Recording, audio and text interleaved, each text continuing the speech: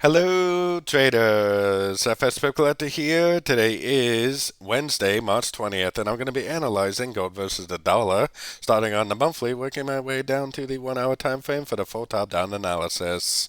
So on gold versus the dollar, I still am looking at this as very clearly being a wave 1 and a wave 2. I personally think we're in a wave 3 right now, and if this really is a wave 3, this thing has got a long ways to go to the upside.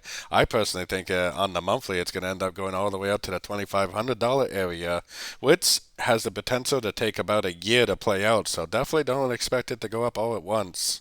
Going down to the weekly time frame, I still think this is a wave 1. I still think this is a wave 2. I think we're looking at subdivisions of a wave 3, which is a 1 of 3, a 2 of 3, and we're in a wave 3 of 3.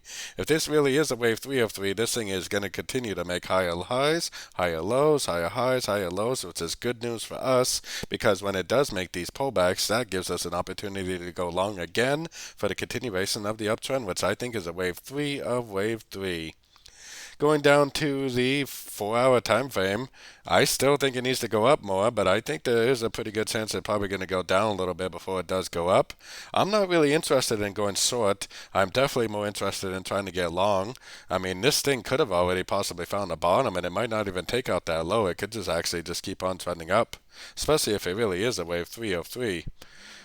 Going down to the 4 hour time frame, like I've been saying, I mean, I do think that it is pretty likely to go down to the 38% Fibonacci retracement, which is right at this rally-based rally area, which would be a pretty likely support area in my opinion.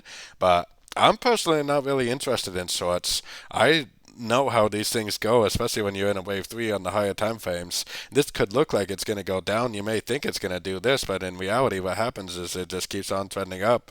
So definitely be careful on the short side. I do think that it is very likely to go down, probably at least to here. But for me, I'm definitely looking for longs, and I'm definitely still going to continue to look for longs until the daily time frame and up tells me otherwise. Going down to the 1 hour time frame, you have to remember that we do have dollar interest rate news, federal funds interest rate news coming out for the US dollar today, and I will be live streaming for that news on YouTube today, so definitely make sure you hit that notification bell so you don't miss out on my YouTube live stream.